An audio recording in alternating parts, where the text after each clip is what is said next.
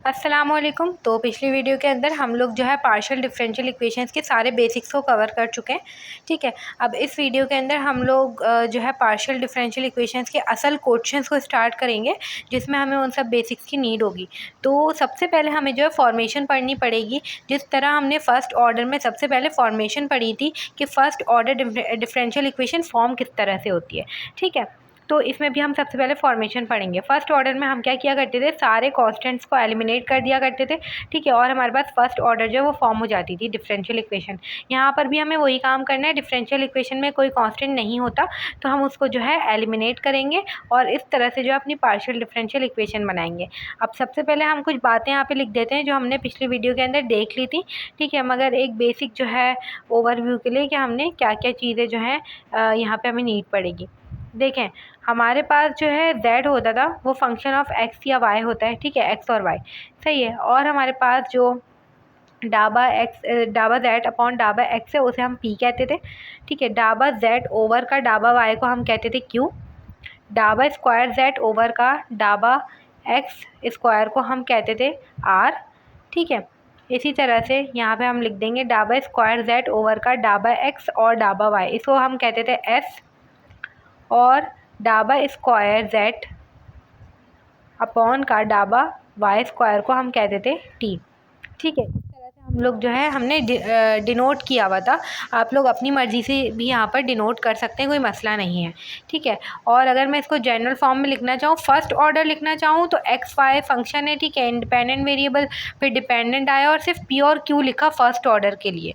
सही है, देखिए पी और क्यू जो है वो फर्स्ट ऑर्डर है, सिर्फ एक्स के लिहाज से हुआ हुआ है और सिर्फ वाई के लिहाज से हुआ हुआ है क्यू में। ठीक है, बाकी आगे जो तीनों हैं वो हमारे पास सेकंड ऑर्डर के लिए हैं। अब यही चीज़ अगर मैं सेकंड ऑर्डर में लिखना चाहती होती तो मैं किस तरह से लिखती, कॉमा डाल के आर भी लिखती, एस भी लिखती, टी भी लिखती। ठीक है, तो वो second order partial differential equation की जनरल फॉर्म होती। ये सारी चीज़ें हम थोड़ी बहुत देख चुके हैं।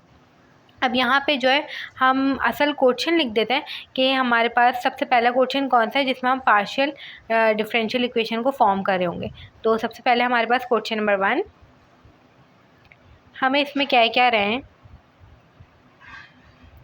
z equals to a x plus का बी वाई प्लस का ए स्क्वायर प्लस का बी स्क्वायर। अब देखिए यहाँ पे जो ए और बी है ना वो यहाँ पे कांस्टेंट्स हैं और एक्स और वाई फंक्शन है। जैसे कि हमें पता है, ये बात अगर हमें नहीं भी बताई जाएगी तो हमें पता होना चाहिए जेड जो है वो डिपेंडेंट वेरिएबल है, एक्स और वाई जो है वो इंडिपेंडेंट है। ठीक है, अब यहाँ पे ए बी को हम करेंगे एलिमिनेट जब ही हमारे पास पार्शियल डिफरेंशियल इक्वेशन फॉर्म होगी। कोई कांस्टेंट नहीं होने चाहिए हमारे पी डी ई में। पी डी ई जो है वो पार्शियल डिफरेंशियल इक्वेशन की शॉर्ट फॉर्म है। सही है, अब यहाँ पे हम क्या मेथड करेंगे, सबसे पहले मैं इस इक्वेशन को लिख देती हूँ और इक्वेशन 1 का नाम देती हूँ। अच्छा, एक चीज़ आप लोग पेपर में जब भी करें ना तो आप लोगों को हर चीज़ क्लियरली बतानी है। यहाँ पे अब इसको इससे डिनोट किया है, अब ये करने लगे हैं, differentiate equation 1 with respect to ये। ठीक है, तो ये सारी चीज़ें क्लियरली पेपर में शो करनी होंगी।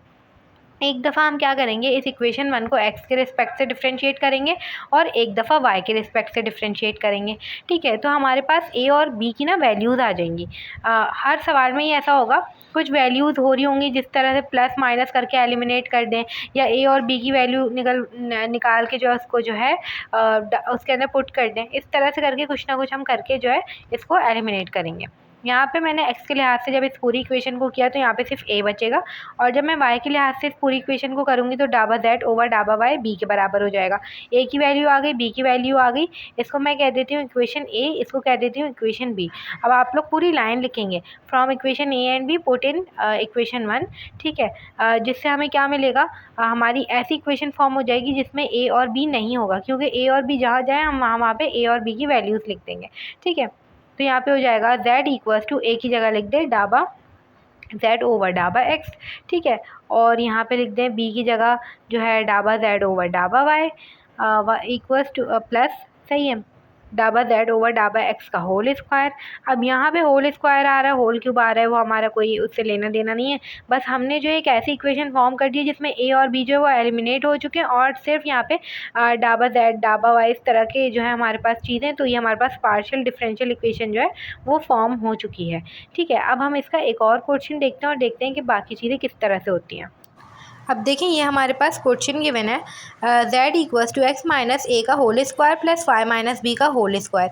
तो हम एक दफ़ा इसको एज इट इज़ लिख देंगे और इसको किसी भी इक्वेशन का नाम दे दें। मैं यहाँ पे इसको इक्वेशन नंबर 1 कह रही हूँ। इसमें भी हमें सेम वही मेथड फॉलो करना है। हम सबसे पहले इसको डिफ्रेंशिएट करेंगे विथ रिस्पेक्ट टू एक्स, फिर विथ रिस्पेक्ट टू वाई करेंगे और फिर चेक करेंगे कि हमारे पास जो है कैसी सिचुएशन बन रही है कि हम ए और बी को एलिमिनेट कर दें, ऐड करके सब्ट्रैक्ट करके, या कुछ भी वहाँ पे टेक्निक अप्लाई करके हम जो उसको एलिमिनेट करेंगे। और फिर हम क्या करेंगे, यहाँ पे z equals to x minus a का होल स्क्वायर को हमने किया तो y माइनस बी वाली पूरी टर्म तो ज़ीरो हो गई, ठीक है। और ये हो जाएगा 2x माइनस ए जब डिफ्रेंशिएट होगा, और यहाँ पे डाबा z ओवर का डाबा x, क्योंकि x के लिहाज से किया है। इसी तरह से ये हो जाएगा डाबा z ओवर डाबा y equals to 2y minus b, ठीक है। जब हम x को वापस आगे करेंगे तो वो 1 ही आएगा, तो इसलिए यहाँ पे मैंने 1 वगैरह नहीं लिखा। इस तरह से ये हमारे पास आंसर आ गया। अब देखें x माइनस ए का होल स्क्वायर है इक्वेशन में और y माइनस बी का भी होल स्क्वायर है इक्वेशन में ना। तो हमने क्या करना है, सिंपल के इसको स्क्वायर में कन्वर्ट करेंगे हमारे पास जो डिफ्रेंशिएट करके आंसर आए, ताकि हम उसको पुट कर सकें जो हमारी इक्वेशन नंबर 1 है। तो यहाँ पर मैं क्या करूँगी कि दोनों साइड पर जो है ना स्क्वायरिंग कर देती हूँ, ठीक है। तो दोनों साइड पे स्क्वायरिंग करके मेरे पास x माइनस ए का होल स्क्वायर और y माइनस बी का होल स्क्वायर की इक्वेशन आ जाएगी, ठीक है। तो मैं यहाँ पे लिख देती हूँ स्क्वायरिंग दीज इक्वेशंस, ठीक है। जब हम दोनों साइड पे इसको स्क्वायर करेंगे तो ये हो जाएगा डाबा z ओवर डाबा x का होल स्क्वायर इक्वल्स टू 2 का स्क्वायर करेंगे 4 और x माइनस ए का होल स्क्वायर। इसी तरह से डाबा z ओवर डाबा y का होल स्क्वायर, ठीक है। और ये हो जाएगा 4 y माइनस बी का होल स्क्वायर, ठीक है। ये हमारे पास हो गया। अब हमने सिंपल क्या करना है, इसमें से x माइनस ए का होल स्क्वायर की वैल्यू निकालनी है। तो 4 यहाँ पे मल्टीप्लाई हो रहा है, मैं क्या करूँगी वहाँ पे ले जाके डिवाइड कर दूँगी। तो ये हो जाएगा डाबा z ओवर डाबा x का होल स्क्वायर, और ये जो 4 है यहाँ पे मैं डिवाइड में लिख दूँगी, नीचे लिखूँगी तो कन्फ्यूजन हो सकती है थोड़ी सी, तो इसलिए मैं यहाँ पे डिवाइड में 4 लिख रही हूँ, ठीक है। और ये हो जाएगा y माइनस बी का होल स्क्वायर डाबा z ओवर डाबा y का whole square divide by 1 upon मतलब 4, ठीक है। अब हम 1/4 कर देंगे इसको जब ये मल्टीप्लाई में कन्वर्ट हो जाएगा, ठीक है। तो ये यहाँ से हम लोग डिवाइड हटा देंगे और ये सिंपल हम मल्टीप्लाई बाय 1/4 लिख देंगे। यही सेम चीज़ हम लोग y माइनस बी वाली चीज़ में भी करेंगे, ठीक है। अब ये हमारे पास वैल्यू आ गई है x माइनस ए का होल स्क्वायर की भी और y माइनस बी का होल स्क्वायर की भी। तो हमने क्या करना है, अब इसको यहाँ पर इक्वेशन में पुट कर देना है। तो z equals to x minus a का होल स्क्वायर की जगह क्या आएगा, डाबा z ओवर डाबा x का स्क्वायर, और यहाँ पे आ जाएगा 1/4, और इसी तरह प्लस y माइनस बी का होल स्क्वायर की जगह क्या आ जाएगा, डाबा z ओवर डाबा y, ठीक है, स्क्वायर, और यहाँ पे आ जाएगा 1/4। तो इस तरह से हमारे पास ये जो है पार्शियल डिफरेंशियल इक्वेशन आ गई। अब ये जो 4 है यहाँ से आप लोग कॉमन निकाल के, यहाँ पे नीचे था तो वहाँ पे ले जाकर मैंने इसको मल्टीप्लाई करा दिया, ठीक है। तो यहाँ पे सिर्फ डाबा z ओवर डाबा x, अगर आप लोग ऊपर वाली इक्वेशन तक भी रखते तो आंसर ठीक होता, ठीक है, कोई मसला नहीं होता। यहाँ तक आप लोगों का आंसर आ गया।